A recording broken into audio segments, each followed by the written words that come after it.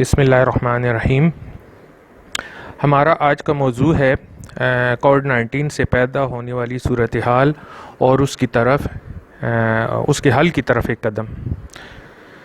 میرے ساتھ موجود ہیں پاکستان وومن مسلم لیگ کی چیئرپرسن روبینہ شاہین صاحبہ۔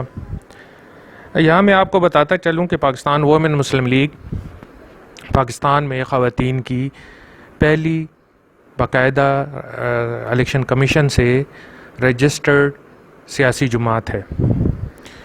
تو روبینہ صاحبہ، آپ یہ بتائیں کہ جو پاکستان میں یہ کووڈ-19 کی وجہ سے صورتحال بنی ہے، اس کے بارے میں آپ کی کیا رائے ہے، اور یہ جو اسمارٹ لاک ڈاؤن اور فل لاک ڈاؤن ہو رہے ہیں اس کا آپ کے پاس کوئی حل ہے جس سے جو عام آدمی ہے وہ زیادہ متاثر ہو رہا ہے؟ جی روبینہ شاہین صاحبہ۔ بسم اللہ الرحمن الرحیم۔ شکریہ آپ کا بہت زیادہ۔ بالکل آپ کی بات بالکل ٹھیک ہے کہ جیسے گزشتہ سال سے ہم دیکھ رہے ہیں کہ گزشتہ سال سے پوری دنیا کی طرح پاکستان بھی اس سے بہت زیادہ متاثر ہوا ہے، اکانومی اس کی بڑی زیادہ متاثر ہو رہی ہے۔ تو جو اسمارٹ لاک ڈاؤن ہے یا فل لاک ڈاؤن جو لگایا جا رہا ہے، میں اس سے متفق نہیں ہوں، کیونکہ اس سے جو ہوتا ہے چھوٹا طبقہ یعنی ہمارے جو مزدور طبقہ ہے وہ بہت زیادہ متاثر ہو رہا ہے۔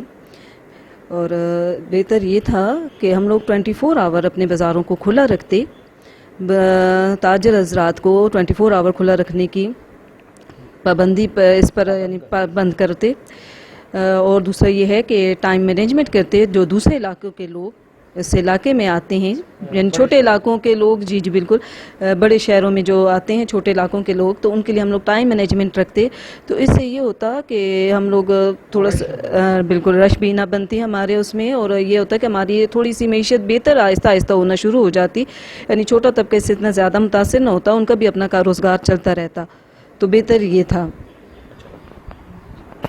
اور جو شادی حال ہیں ان کے بارے میں آپ کی کیا رائے ہے کہ انہیں کس طریقے سے ان کو کھولا جائے؟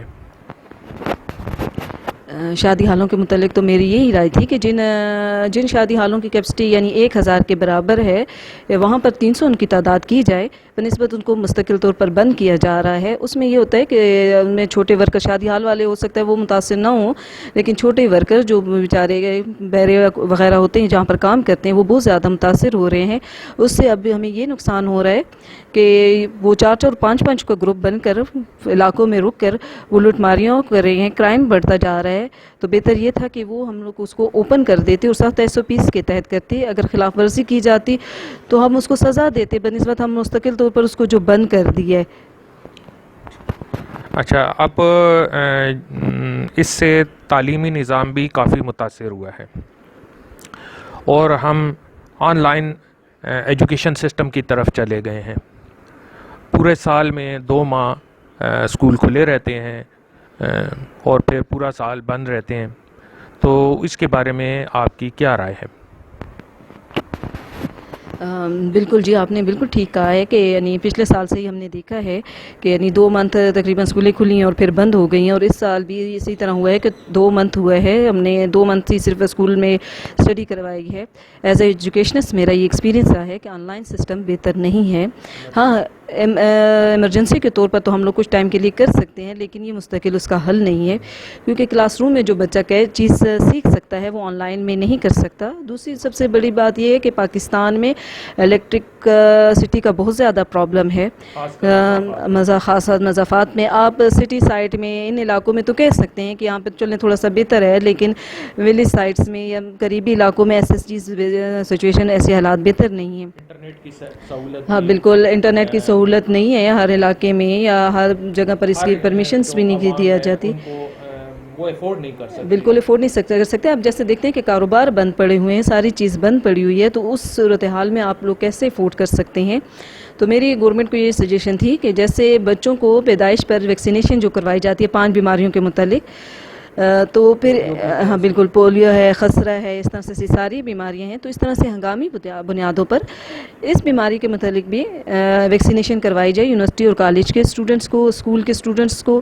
دیکھیں یہ بیماری اب ہمارے ساتھ مستقل رہے گی. ایسا نہیں ہے کہ یعنی ہم 6 منتھ ابھی 1 منتھ بند کر دیا تو جی یہ اب چلی جائے گی.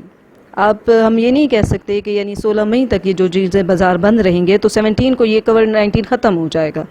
یہ اب ختم ہونے والی نہیں ہے، یہ ہمارے ساتھ ہے اور ہمیں اس کا مستقل حل یہی ڈھونڈنا ہے کہ ہم بچوں کو ویکسینیشن ہنگامی بنیادوں پر کروائیں.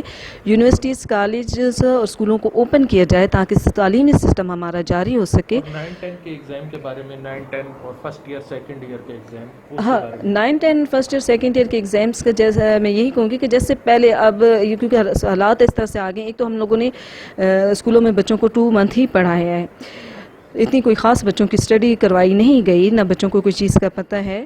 تو بہتر یہ تھا کہ جیسے پہلے ہوتا تھا کہ 9 اور 10 والوں کا اکٹھے ایگزام لیا جائے اور فرسٹ ایئر سیکنڈ ایئر کا اکٹھے ایگزام لیا جائے، وہ زیادہ بہتر تھا بنسبت الگ الگ ان کا لیا جائے.